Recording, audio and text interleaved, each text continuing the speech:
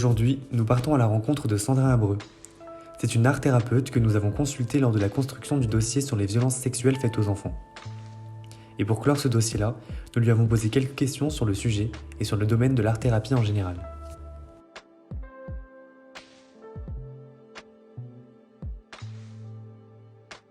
Bonjour, donc je suis Sandra Abreu, donc je suis art thérapeute. Je suis diplômée depuis 2015 du Centre de l'étude de l'expression à Sainte-Anne. Et depuis, donc, j'ai travaillé en institution, en CMP, adultes et enfants, et aussi en hôpital psychiatrique. Aujourd'hui, je suis installée à Bordeaux, en libéral, et aussi je travaille en EHPAD pour les personnes âgées.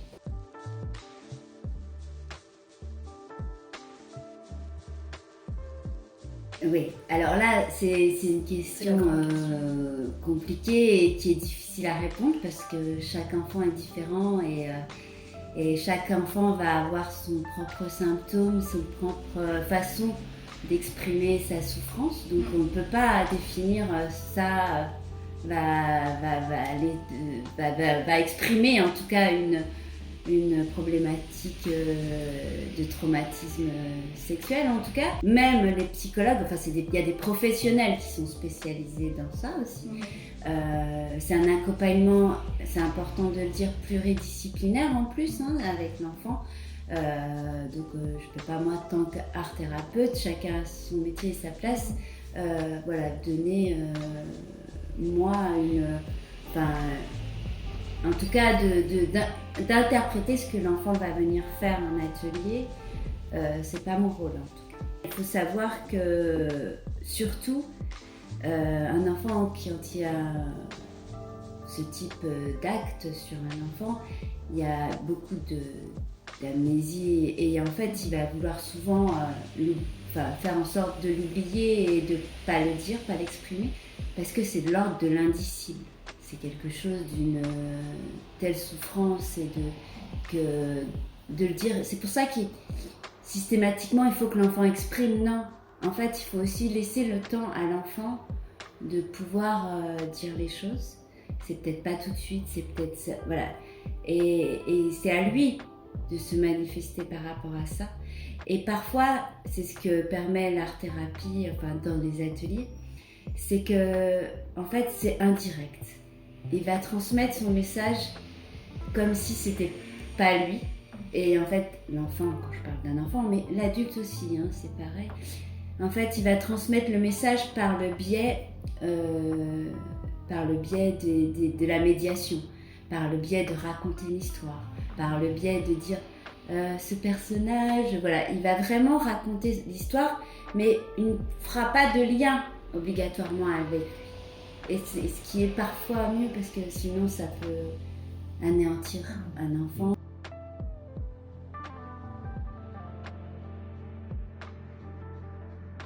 Déjà, je pense que d'employer les mots violence sexuelle, il faut aussi quand même employer des mots d'enfant et savoir se mettre à la place d'enfant.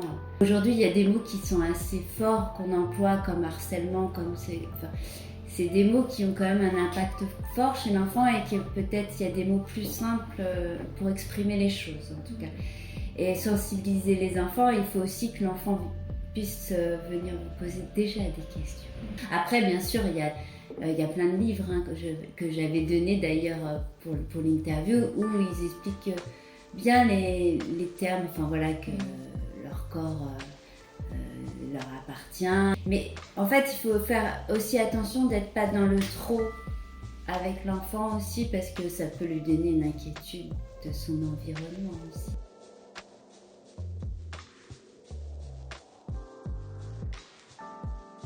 Oui, j'ai eu des enfants qui ont et dont une jeune fille qui a témoigné pendant l'atelier. Bon là c'était en CMP, en centre médico-psychologique, donc j'ai dû tout de suite faire appel à la psychologue, la psychiatre pour le témoignage. Et après c'est eux qui prennent le relais. Et moi en fait j'ai pu aider cette jeune fille, c'est surtout pareil, hein, par la médiation, de venir en dire des choses, de venir témoigner de choses. Et un exemple, elle a voulu mettre ses images, en fait, elle a pris une jolie enveloppe, elle l'a dessinée, et elle a voulu mettre ses images dans une enveloppe pour après plus en parler, en fait. Et quand même, cette enveloppe, elle n'a pas choisi une enveloppe quelconque. C'était une jolie enveloppe avec voilà, quelque chose de précieux aussi. C'est par la métaphore. Il y a plein de choses par la métaphore. Et sinon, il y a plein d'expressions. Parce que ça peut être par la matière. Il y a aussi, comme on utilise la peinture, il y a plein d'outils, hein, que ce soit le pinceau, les couteaux. En fait, on vient faire une trace surtout.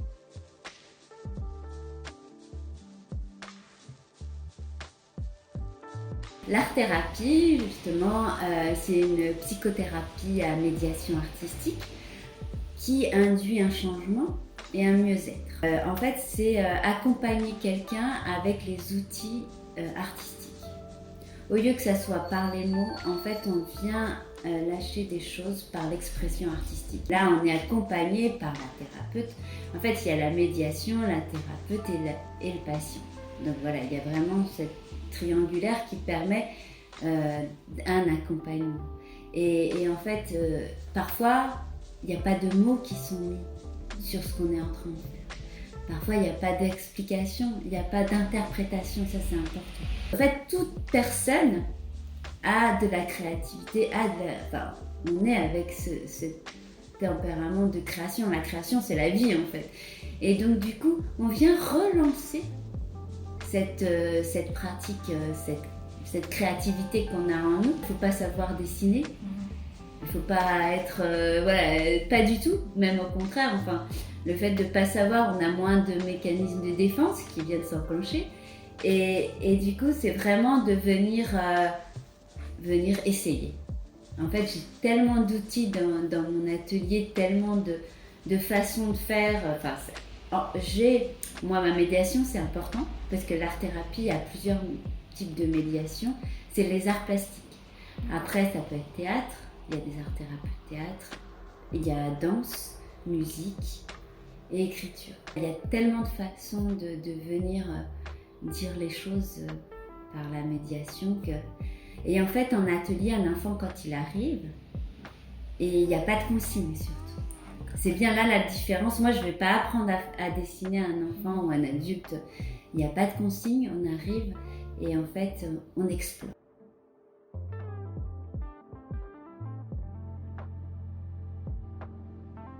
Par rapport aux enfants, en fait, quand je les accueille, il y a une première rencontre où je rencontre les parents, on échange sur pourquoi ils viennent. Voilà. Et après, en atelier, ils viennent seuls, donc à peu près 1 heure. Et l'enfant, en fait, je ne lui donne pas de consignes. Et je ne lui apprends pas à dessiner, c'est pas mon rôle. En fait, il vient explorer et c'est en explorant qu'il va pouvoir raconter une histoire. Et il va passer par l'imagination pour pouvoir transformer aussi son histoire. Et c'est comme ça que aussi la transformation peut opérer. C'est parce que au début, ça va être une souffrance, il va exprimer quelque chose, mais peu à peu, cette histoire, elle va évoluer. En fait, la personne va elle-même induire un changement. Et c'est ça qui est important.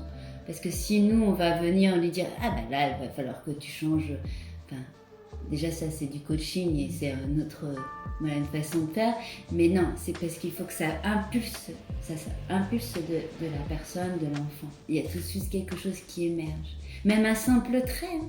Le bruit du trait, il y a plein de choses qui peuvent venir vraiment enclencher le processus de création. C'est vraiment ça. Et puis voilà, petit à petit, de séance en séance, une histoire se raconte.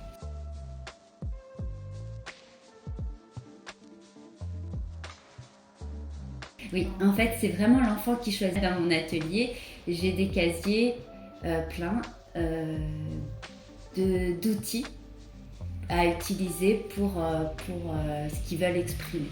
Ça va être de la peinture, ça va être de la craie, ça va être des crayons de couleur, ça va être des tissus, ça va être de la gravure. Il y a plein de l'acrylique, de la gouache. J'ai aussi une table d'Arnaud Stern avec toutes les couleurs. Voilà, c'est vraiment plein de choses. Ça peut être de bricolage. En fait, en bricolant, il y a des choses aussi qu'on va construire. Donc c'est aussi construire. Ça peut être détruire aussi. Parfois, l'enfant doit passer par la destruction pour après reconstruire. Enfin, il y a vraiment beaucoup de procédés artistiques. En fait, j'ai vraiment la terre, ça c'est important, le collage. Il y a vraiment beaucoup d'outils. Par contre, ce qui est important dans comment j'accompagne, c'est que chaque chose qui est faite dans l'atelier est gardée ici en atelier. Chaque enfant a son carton à dessin, sa boîte à bricolage. Il ne l'amène pas chez lui, tout le long de la prise en charge. Parce qu'en fait, un dessin peut être mal interprété, dire des mots maladroitement, hein, c'est pas pour accuser, mais voilà, et du coup ça va toucher l'enfant. Et c'est surtout que là, on n'est pas là pour faire... c'est beau, c'est très bien, hein, mais c'est pas la finalité, c'est pas de rendre quelque chose d'esthétique.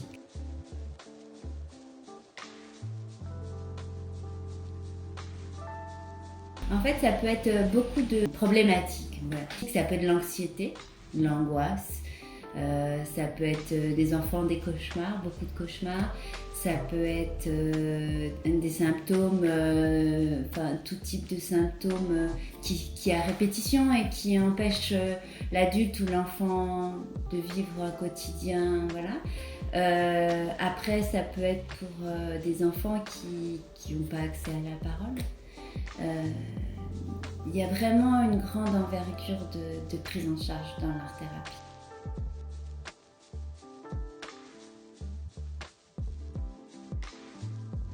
Donc vous pouvez me retrouver sur un site Trémorphose, donc où j'explique un peu aussi ce qu'est l'art-thérapie. Et il y a toutes mes coordonnées et je suis à Bordeaux, à Saint-Augustin. Pour finir, nous vous avons fait une sélection de quelques livres pour sensibiliser les enfants sur le sujet des violences sexuelles.